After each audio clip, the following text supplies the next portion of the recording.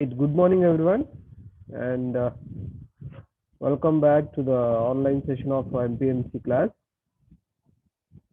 Hope the voice and share screen is clear to you and audible.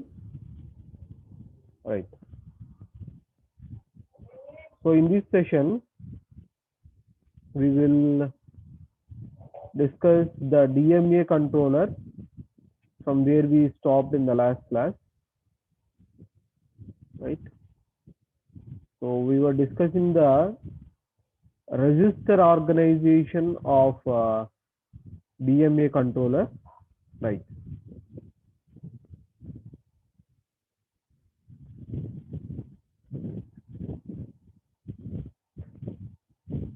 Yes. So register organization of DMA controller was started in the previous class, and we discussed two registers, two important registers. One is address register and the second one is terminal count register. Let us have a quick revision of those two registers, and then we will continue to the further registers that we have. Okay. So what is the purpose of DMA address register? It actually stores the address of the starting address of the memory location to or from where we want to uh, extract the data, or we want to put the data in. Okay, that means out of 1 MB memory locations that we have in the 8086 microprocessor, it actually chooses the starting address of the memory location where we have to put the data, or from where we have to extract the data. That is the purpose of DMA address register, and this is actually of size 16 bits. Okay, and similarly the purpose of terminal count register is what? It actually stores the number of cycles, the number of timing cycles that are required for completion of this memory read operation or memory write operation. Okay, suppose if you take memory read operation, how many number of cycles it actually requires. Okay, that count will be stored in the terminal count register, and this is also a 16-bit register, and out of 16 bits only 14 bits, okay, that means 0 to 13. Okay, the lower 14 bits will be used for storing the address, and the remaining 2 bits will indicate the type of operation that will be going on. Okay, so that we have seen in the last class. Okay, so before starting any DMA operation, okay, before starting any DMA operation, we require what you can say proper contents of these two registers. That means these address register and terminal count register should have a proper content. Should have a proper content. That means the DMA register should have a proper starting address of the memory location, and similarly the terminal count register should have a proper count, and the type of operation has to be indicated. Okay, so without the proper count or proper data in these two registers, we should not initiate the DMA operation. That is a must condition you have to remember. If you do this, okay, if you do or if you initiate a DMA operation without a proper content in these two registers, that will be a improper DMA operation. Okay, that will be improper DMA operation that will lead to destroying the memory data. Okay, so you will have memory data that will be leading to the what you can say unwanted DMA request, and it will be leading to destroying the memory data which is present. Okay, so that is why you need a proper counter in these two registers. The next two registers that we have here are mode set register and status register. Okay, so in today's class we will discuss about these two registers. Okay, and then we'll move on, right? So the next register is what? Mode set register. Okay. So what is the purpose of this mode set register? The name itself is indicating you that it is used to set the mode of operation of 8257 or DMA controller. Okay. So it decides the mode of operation, the type of operation of DMA controller. Okay. See, the mode set register used for programming the 8257. Okay, programming the 8257 as per the requirements of the system. As per the requirements of the system. The function of the mode set register is to enable the DMA channels individually and also set the various modes of operation. Okay, so this is the primary function of the mode set register. What it actually does, it is programmed by the CPU. It is programmed by the CPU so that the channels are individually selected. We have 4 channels now. Out of 4 channels, whatever the channels that are required, whatever the channels that are having the DMA request, okay, so those are properly selected. Okay, and then after selecting the channels, the 8257 is set to operate in a particular mode that is required by the system. That is required by the system. Okay. So this entire operation will be done by controlling or by varying the contents of this particular mode set register. Okay. So a DMA channel should not be enabled till DMA address register and the terminal count register contain a valid information. This was what I was talking about. Okay. So always the DMA operation or this mode set register is started with a proper content in the DMA address register and what you can say, the terminal count register. Okay, if you do not do that, what happens if an unwanted DMA request may initiate and a DMA cycle, probably destroying the valid memory data. Okay, you have some data in the memory, right? So if you do not do it in a proper way with a improper content in the DMA address register and the terminal count register, that leads to the destruction of data that is present in the memory.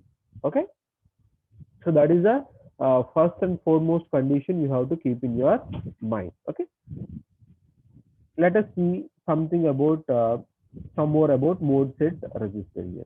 Okay, right.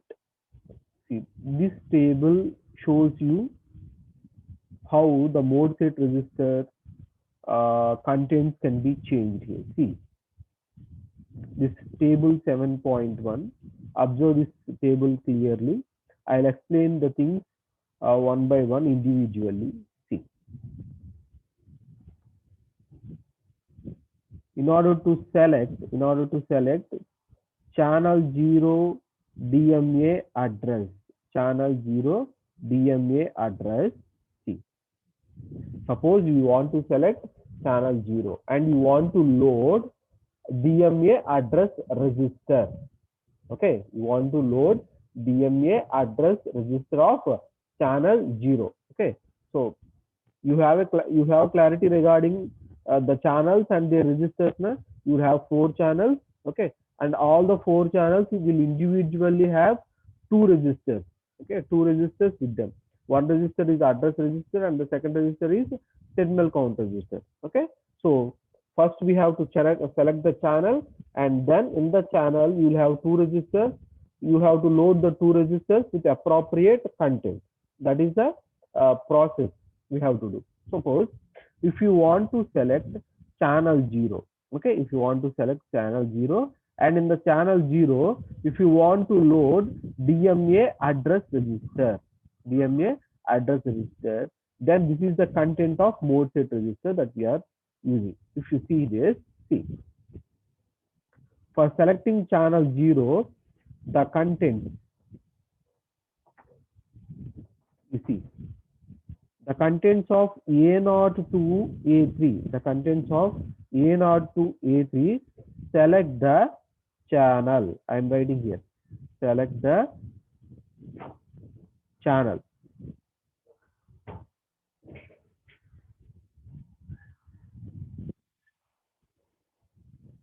Okay. See, these A0 to A3. A0 to A3. Okay. So these select the channel. We have channels starting from channel 0 to channel 3. 4 channels. Okay. So in order to select those 4 channels, we use this A0 to A3. Okay. And after selecting the channel number, when you want to load the DMA address register, DMA address register is how much size? It is of 16-bit size. It is of 16-bit size. Okay. So that 16-bit size will be loaded with, see, the lower byte will be loaded with A0 to A7 of the starting address, because we have to, the address register will be loaded with 16-bit address. Okay, 16-bit address. Okay, so that 16-bit address will contain 2 bytes. The lower byte A0 to A7, the lower byte A0 to A7 will be loaded first, and then A8 to A15, you can see A8 to A15 will be loaded next. Okay, will be loaded next. So this is the way in which you have to load DMA address register of the channel 0. Suppose if you want to do the same with the terminal count register, how we will be doing that? See.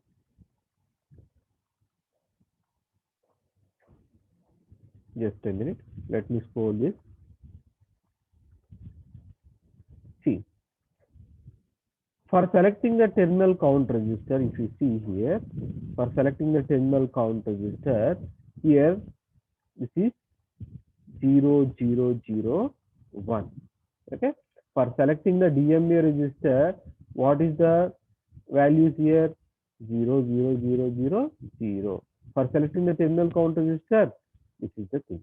Okay, that means if the values of A0 to A3 are all zeros, then channel 0 DMA address register is selected.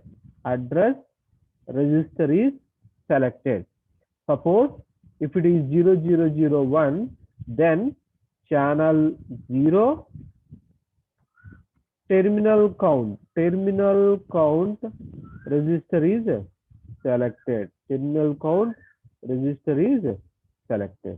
Okay, so that is how, by varying the values of A0 to A3, that means A0, A1, A2 and A3, by changing the values here, we can change the channels and the respective registers. Okay, I told you in the last class itself, how many registers we have? 10 registers we have. In order to select these 10 registers, how many bits we are using? 4 bits we are using. A0 to A3. This is how we are selecting it. Okay, hope the concept is clear, right? So for selecting channel 0 address register, this is the content of A0 to A3. For selecting channel 0 terminal count, 0001. Okay, so what is the data that we are loading in the count register? You can see here. So count register is also how many bits? It is also of 16 bits. So the first byte will load the content, will load the count content. count content. Okay, and if you see the second byte, see in the second byte only 6 bits, will indicate the count. Here C means count. Here C means what? Count. See here, C0, C1, C2, okay, C3, C4 up to C13. Okay, C0 to C0 to C13, C0 to C13 indicate the terminal count. TC indicate the terminal count. Okay, we discussed that in the previous class. Okay, only 14 bits, that means 0 to 13 bits of terminal count register will indicate the terminal count, that means the number of DMA cycles required. The remaining 2 bits, see here, the remaining 2 bits, see, the remaining 2 bits are indicating the type of operation. 1 bit is indicating read operation and 1 bit is indicating write operation. If the 15th bit is set, then it indicates write operation. If the 16th bit is set, it indicates what? Read operation. That is what we discussed. Okay. So that is how we vary the contents of mode set register. Okay, that is how we vary the contents of mode set register to select the type of operation, the channel, and the what you can say register in it. See, the same thing. Let me make it quicker. See, if you want to select channel 1 DMA address register, then these are the values here. These are the values here. Okay. Suppose if you want to select the same channel 1 and the terminal count register, these are the values. These are the values. And for channel 2, for selecting the address register, then these are the values. For same channel 2, if you want to select terminal count register, these are the values. Okay, you know the BCD values, na? 0, 1, 2, 3, 4, 5 up to 9 you will have, right? Up to 9 you will have. So the same values here. Okay, so this is 1, this is 2, and this is 3, this is 4. Okay, and this is 5, right? So for different values, we are selecting different channels and different registers here. Okay, and you can observe for terminal count register, only 14 bits are indicating the DMA cycles, and the remaining 2 bits are indicating what? Either read operation or write operation. Whereas in the address register, all the bits are indicating what? The address. All the bits are indicating you what? The address, because it is a 16-bit address. Okay, so all the bits are indicating you the address.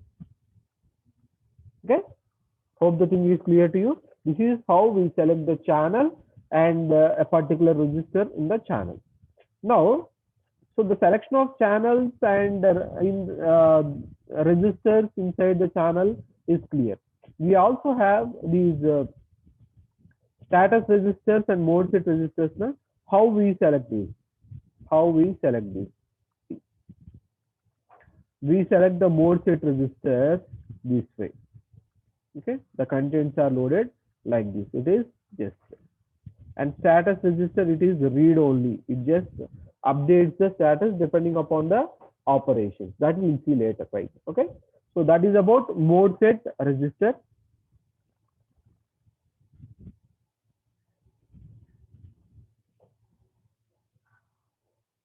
And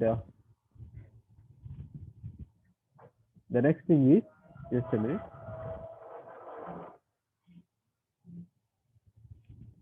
This is the mode set register format here.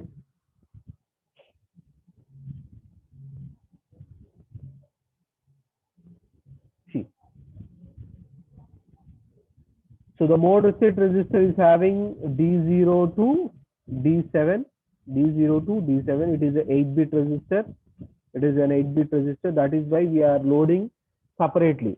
If you observe that, what you can say, if you observe the table that we dealt now, we are loading each byte only. First lower byte is loaded, and then after we are loading the higher byte. Okay, so it is an 8-bit register. That is why we are loading the byte by byte. Okay, so generally the contents of mode set register are, see, the first four bits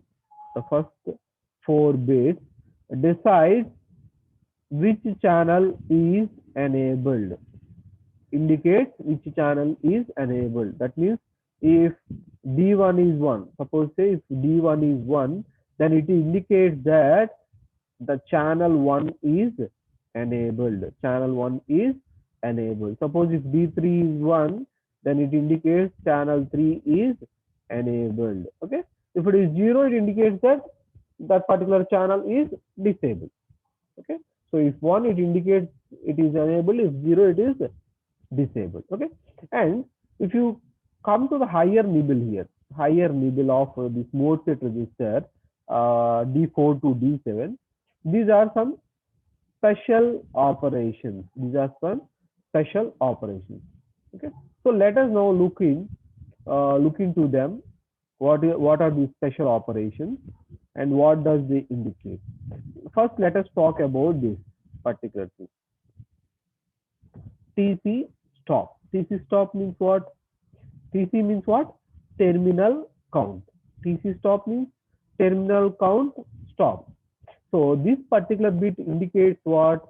For a particular channel. Suppose let us say we have channel number 1. In channel number 1, we have terminal count register. Na? Suppose that if terminal count register is loaded with 150 DMA cycles. 150 DMA cycles. So if 150 DMA cycles are completed for channel 1, okay, for channel 1, then for channel 1, then this channel 1 has to stop. The data transfer through this channel 1 has to stop. Okay, so that terminal count stop is indicated by this particular T stop bit, which is D6. Okay, so let me make more clear by reading this. If TC stop bit is set, if TC stop bit is set, the selected channel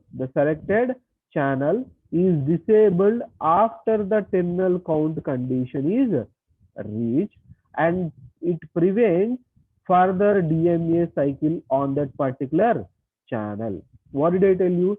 Suppose if you are dealing with channel 1 and it is loaded with 150 DMA cycle. If 150 DMA cycles are completed, then this particular channel DMA operations are stopped. Okay, the DMA operations to this channel 1 are stopped until further DMA request, until further programming. Okay, so to enable the channel again, what we have to do? This bit must be reprogrammed. That means we have to reset this bit. Okay, if the T stop bit is programmed to 0, the channel is not disabled even after the count reaches 0, and further requests are allowed on this particular same channel.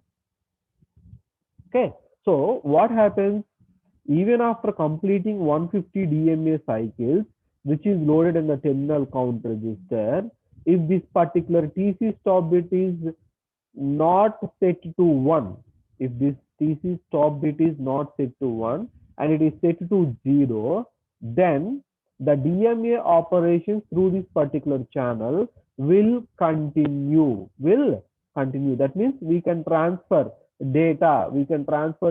Through this channel. That means we can send the data request through this channel. If this bit is set to 1, then we cannot transfer a data request. Okay, so that is the meaning of TC stop bit. Okay, Next is what? Auto load bit. Auto load bit. Next we'll talk about this. See, this auto load bit, if this is set, it enables channel 2. This is particularly regarding channel 2 only. Channel 2 and channel 3. Okay. So how these bit is related to channel 2 and channel 3, I'll explain now. Okay. See, if this particular bit D7 is equal to 1, then it enables channel 2 for repeated block chaining operations. Repeated block chaining operations without immediate software intervention between the two successive blocks. Between the two successive blocks. So what does this mean? What does this mean? Okay. So what do you mean by repeated block chaining operations? Repeated block chaining operations means what?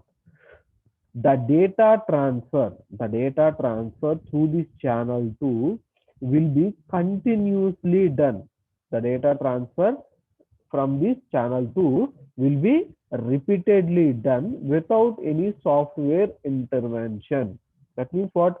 Between, suppose, if you transfer one block, with some DMA cycles in the terminal count register, after that, we have to again load the DMA address register, and we have to again load the number of DMA cycle required in the terminal count register. That is the process that we follow actually. Okay. But here, if this particular auto load bit is enabled, then we no need to do that particular operation, loading the address register with the address, loading the terminal count register with particular DMA cycles. So this we do not need to do with the software intervention between block and block. Okay. So it automatically gets loaded. The address register of the channel 2 will automatically get loaded with particular address, and the terminal count of the terminal count register of the channel 2 will automatically updated. How this is done? How automatically updated? Okay, that we have to find out now. How this is done? The channel 2 registers are used as usual. Okay, are used as usual, while the channel 3 registers are used to store the block reinitialization parameters, that is the DMA starting address and the terminal count. That means what? While the data transfer is being done through channel 2, the channel 3 registers we have now.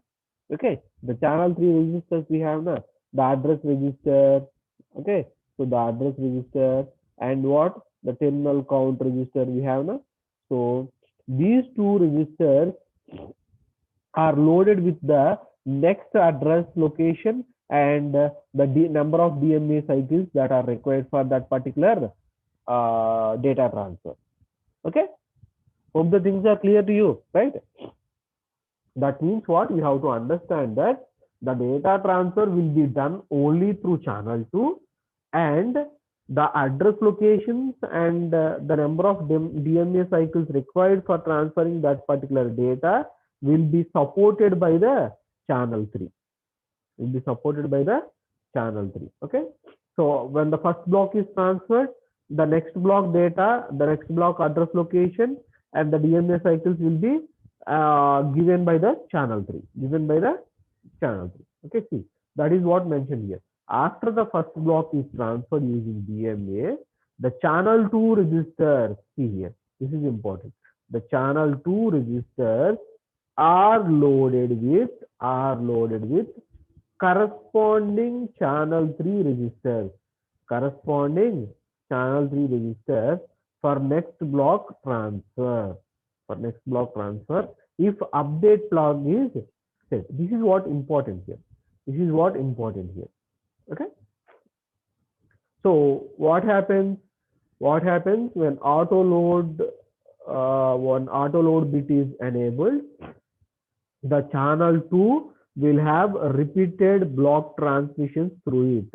Repeated block transmissions. Repeated block means what? Repeated data transmissions through it. Okay.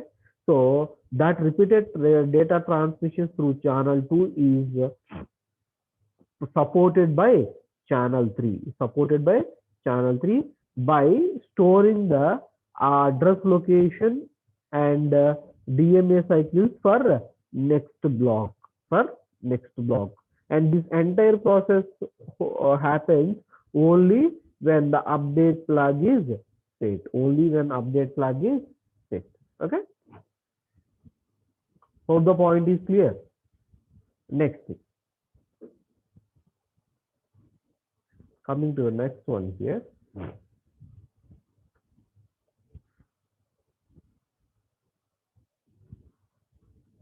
This one. Just a minute.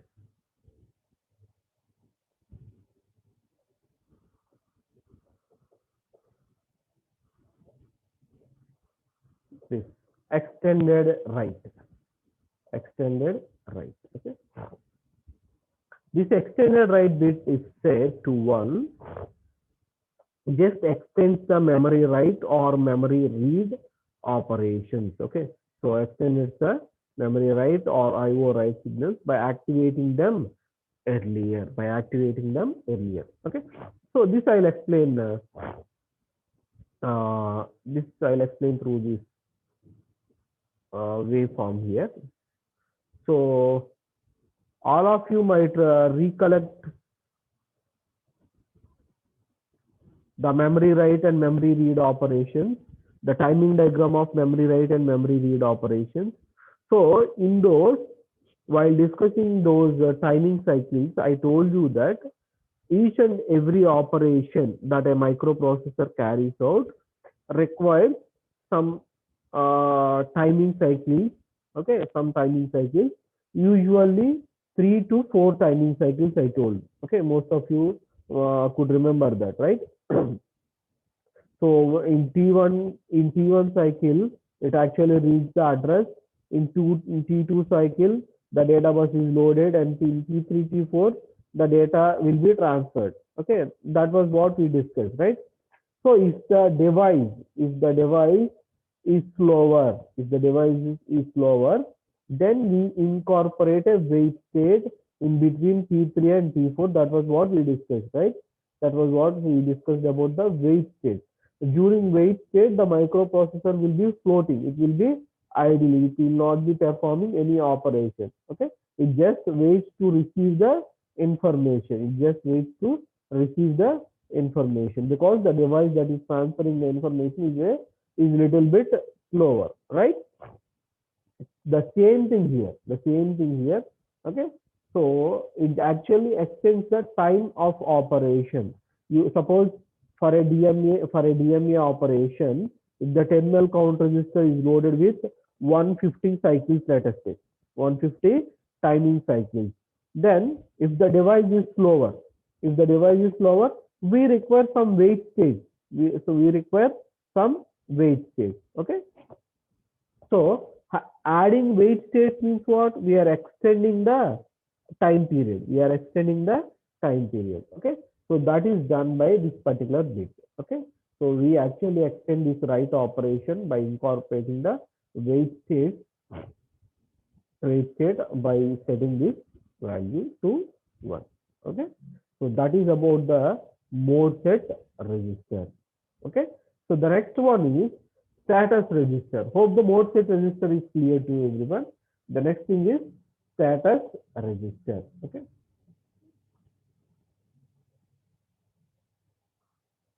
It is also an 8-bit register. Which generally